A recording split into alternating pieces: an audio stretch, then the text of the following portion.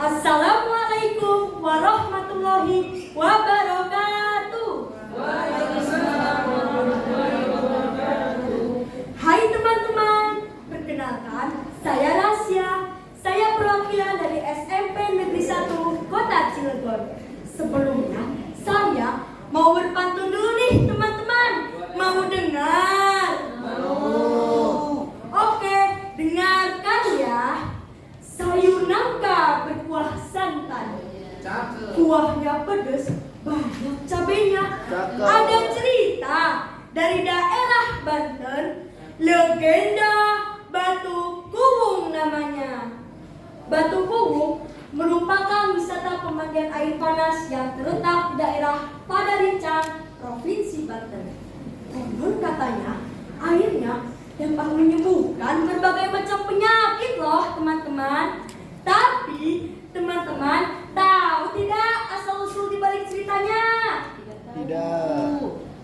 Saya di sini akan bercerita tentang legenda Batu Kuwung. Cerita ini ditulis kembali oleh Samsi. Alkisah. Pada masa pemerintahan Sultan Haji tahun 1683 sampai 1687 Masehi, hiduplah seorang saudagar yang kaya raya yang tinggal di sebuah desa di daerah Banten.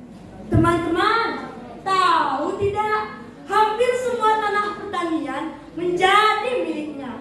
Yang di situ, di sana, di mana-mana. Sungguh luar biasa. Teman-teman, siapa yang di sini ingin menjadi kaya raya?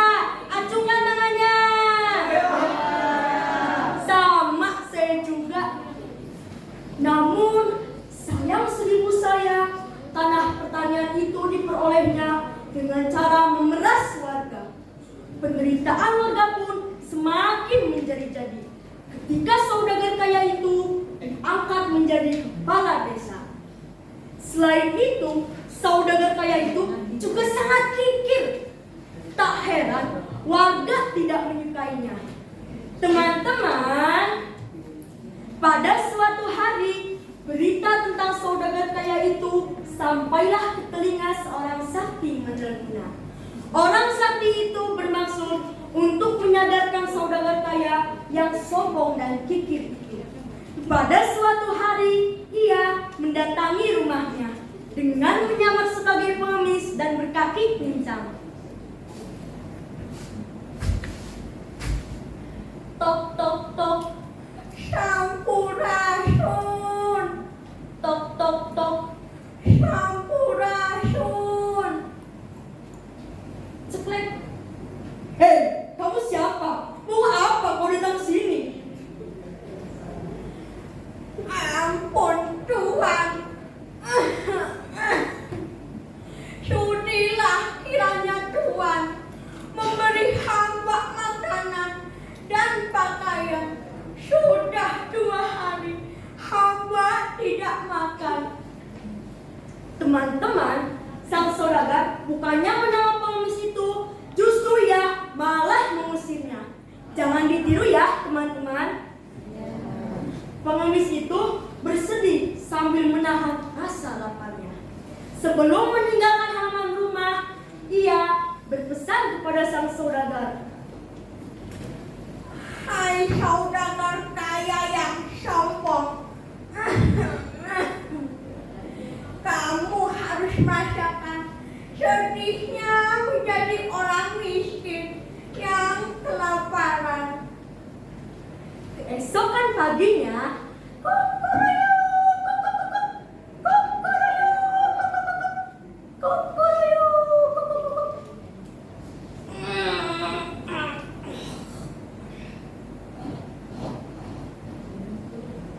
kakiku tidak bisa digerakkan.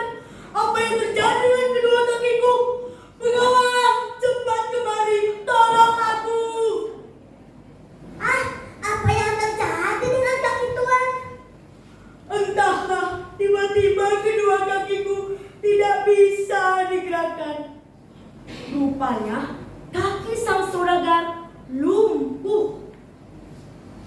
Pengawal, cari tabib sekarang juga. Baik, Tuan.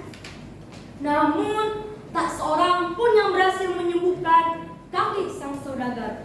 Kemudian sang saudagar berpesan kepada pengawal untuk mengadakan sayembara. Pengumuman, barang siapa yang mampu menyembuhkan kaki sang saudagar, maka ia akan diberikan sebagian harta kekayaan milik sang saudagar. Teman-teman, pada hari yang telah ditentukan, berkumpullah seluruh peserta sayembara, termasuk sang pengemis. Satu persatu peserta dipanggil untuk mengobati kaki sang saudagar. Namun, tak seorang pun yang berhasil menyembuhkan kelumpuhan sang saudagar. Kini, tinggal pengemis harapan satu-satunya. Wahai pengemis, tolonglah aku. Hanya kamu harapanku satu-satunya yang dapat menyembuhkan penyakitku. Begini, Tuan. Semua ini terjadi karena sifatmu yang sombong dan kikir. Masa iya? Jika benar ucapanmu, bagaimana cara menyembuhkannya? Jika ingin sembuh, Tuan harus memenuhi 3 syarat. Begini, Tuan. Syarat yang pertama, Tuan harus mengubah sifat sombong dan kikir. Yang kedua, Tuan harus pergi ke kaki Gunung Karang untuk bertapa di atas batu cekung selama 7 hari 7 malam tanpa makan dan minum. Yang ketiga, Tuan harus berjanji akan membagikan sebagian harta kekayaan kepada warga miskin setelah sembuh. Pengemis pun berpesan kepada sang saudagar agar tidak terpengaruh oleh godaan. Setelah itu, berangkatlah sang saudagar ke kaki Gunung Karang dengan ditandu oleh 4 pengawal pribadinya. Setelah 2 hari 2 malam ia berjalan, akhirnya mereka tiba di kaki Gunung Karang. Di tempat itu terlihat batu yang cukup besar dan cekung. Pengawal, bawa aku ke atas batu itu. Pengawal, woi pengawal. Lah, kok malah pingsan? Akhirnya, dengan susah payah sang saudagar pun mengesot di tanah untuk mencapai batu cekung dan duduk di atasnya. Ketika hari mulai gelap, sang saudagar pun memulai petapaannya.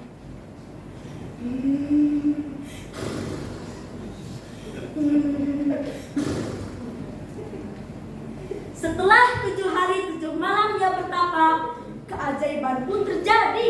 Tiba-tiba ia melihat air panas menyembur keluar dari sela-sela batu cekung tempatnya duduk.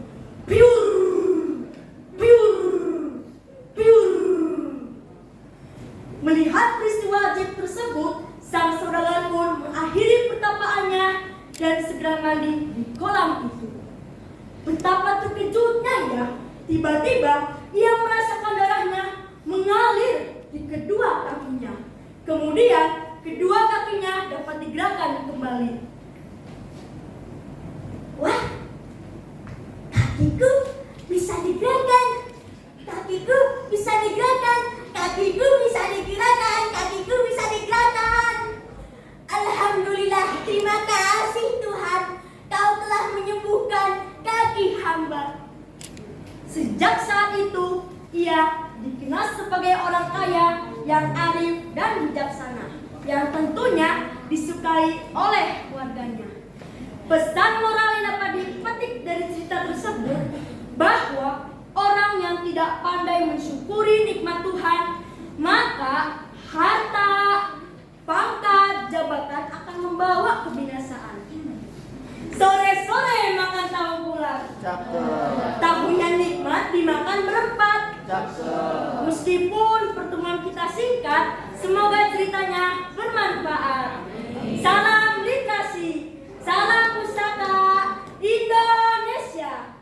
Jangan lupa baca buku ya teman-teman, supaya lebih pintar. Wassalamualaikum warahmatullahi wabarakatuh.